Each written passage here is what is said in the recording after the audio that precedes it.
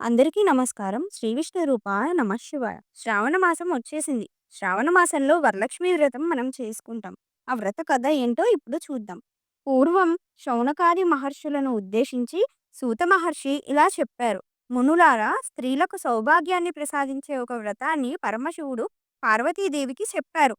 లోకోపకారం కోరి ఆ వ్రతాన్ని గురించి మీకు తెలియజేస్తాను, శ్రద్ధగా వినండి అన్నారు. పరమేశ్వరుడు ఒకనాడు తన భస్మ సింహాసనంపై కూర్చొని ఉండగా పార్వతీదేవి పరమేశ్వరుని ఉద్దేశించి, నాథ, స్త్రీలు సర్వ సౌభాగ్యాలు పొంది పుత్ర పౌత్రాభివృద్ధిగా తరించుటకు తగిన వ్రతం ఒకదాన్ని చెప్పండి అని కోరింది. అందుక పరమేశ్వరుడు, దేవి, నీవు కోరిన విధంగా స్త్రీలకు సకల శుభాలను కలిగించే వ్రతం ఒకటి ఉన్నది. అది వరలక్ష్మి వ్రతం. శ్రావణ మాసంలో పూర్ణిమకు ముందు వచ్చే శుక్రవారం నాడు ఆచరించాలని తెలిపారు.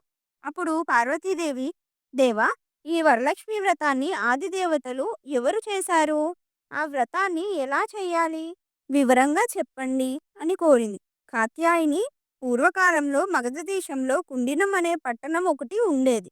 ఆ పట్టణంలో చారుమతి అనే ఒక స్త్రీ ఉండేది. ఆమె సుగుణవతి, వినయ విధేయతలు, భక్తి గౌరవాలు గల యోగిరాలు.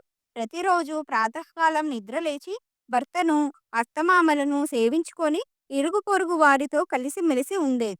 వరలక్ష్మీదేవి ఒకనాటి రాత్రి సమయంలో చారుమతికి కలలో సాక్షాత్కరించింది. ఓ చారుమతి, ఈ శ్రావణ పౌర్ణమి నాటికి ముందు వచ్చే శుక్రవారం నాడు నన్ను పూజించు. నీవు కోరిన వరాలు, కానుకలు ఇస్తానని చెప్పి అంతర్ధానమైంది. చారుమతి సంతోషించి, హే జనని, నీ కృపా కటాక్షాలు కలిగిన వారు ధన్యులు. వారు సంపన్నులుగా, విద్వాంసులుగా మన్ననలు పొందుతారు. ఓ పావని, నా పూర్వజన్మ సుకృతం వల్ల నీ దర్శనం నాకు కలిగింది అని పరిపరి విధాలుగా వరలక్ష్మీదేవిని స్తుతించింది. అంతలోనే మేల్కొన్న చారుమతి అదంతా కలగా గుర్తించి తన కలను భర్తకు, అత్తమామలకు తెలియజేసింది. వారు చాలా సంతోషించి చారుమతిని వరలక్ష్మి వ్రతాన్ని చేసుకోమని చెప్పారు. ఆ పట్టణంలోని మహిళలు చారుమతి కలను గురించి విని వారు కూడా పౌర్ణమి ముందు రాబోయే శ్రావణ శుక్రవారం కోసం ఎదురు చూడసాగారు. శ్రావణ శుక్రవారం రానే వచ్చింది. ఆ రోజున పట్టణంలోని స్త్రీలందరూ ఉదయాన్నే లేచి తలారా స్నానం చేసి పట్టు వస్త్రాలు ధరించి చారుమతి గృహానికి చేరుకున్నారు. చారుమతి తన గృహంలో మండపం ఏర్పాటు చేసి ఆ మండపంపై బియ్యం పోసి కలశం ఏర్పాటు చేసి వరలక్ష్మీదేవిని సంకల్ప విధులతో ఆహ్వానించి ప్రతిష్ఠించింది. అమ్మవారిని షోడశోపచారాలతో పూజించి భక్ష్యభోజ్యాలను నివేదించారు. 9 పోగుల తోరాన్ని చేతికి కట్టుకొని ప్రదక్షిణ నమస్కారాలు చేశారు. మొదటి ప్రదక్షిణ చేయగానే కాలి అందియలు గల్లు గల్లున మోగాయి. రెండో ప్రదక్షిణ చేయగానే హస్తాలకు నవరత్న ఖచిత కంకణాలు దగదగా మెరువసాగాయి. మూడో ప్రదక్షిణ చేయగానే అందరూ సర్వాభరణ భూషితులయ్యారు. వారు చేసిన వరలక్ష్మి వ్రతం ఫలితంగా చారుమతి గృహంతో పాటు ఆ పట్టణంలో ఇతర స్త్రీల ఇల్లు కూడా ధన కనక వస్తు వాహనాలతో నిండిపోయాయి. వారి వారి ఇళ్ల నుంచి గజతరగరథ వాహనాలతో వచ్చి ఇళ్లకు తీసుకొని వెళ్లారు. వారంతా మార్గమధ్యలో చారుమతిని వేణూళ్ల పొగుడుతూ ఆమెకు వరలక్ష్మీదేవి కలలో సాక్షాత్కరించి అనుగ్రహించగా ఆమె చేసిన వ్రతంతో తమని కూడా మహాద్భాగ్యవంతులను చేసిందని ప్రశంసించారు.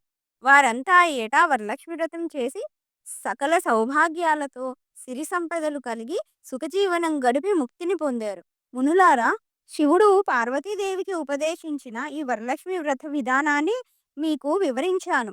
ఈ కథ విన్నా, ఈ వ్రతం చేసినా, ఈ వ్రతం చేసినప్పుడు చూసినా కూడా సకల సౌభాగ్యాలు, సిరి సంపదలు, ఆయురారోగ్య ఐశ్వర్యాలు సిద్ధిస్తాయని సూత మహాముని సౌనకాది మహర్షులకు చెప్పారు. ఈ కథ విని అక్షింతలు శిరస్సుపై వేసుకోవాలి. ఆ తర్వాత ముత్తైదువులకు తాంబూలాలు ఇవ్వాలి. అందరికీ తీర్థప్రసాదాలు ఇచ్చి పూజ చేసిన వారు కూడా వాటిని స్వీకరించాలి. ఈ వ్రతాన్ని ఏ కులం వారైనా చేసుకోవచ్చు.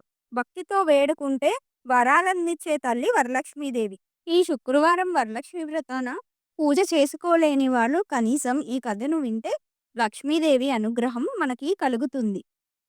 ఓం శ్రీ వరమహాలక్ష్మీదేవ్యై నమః.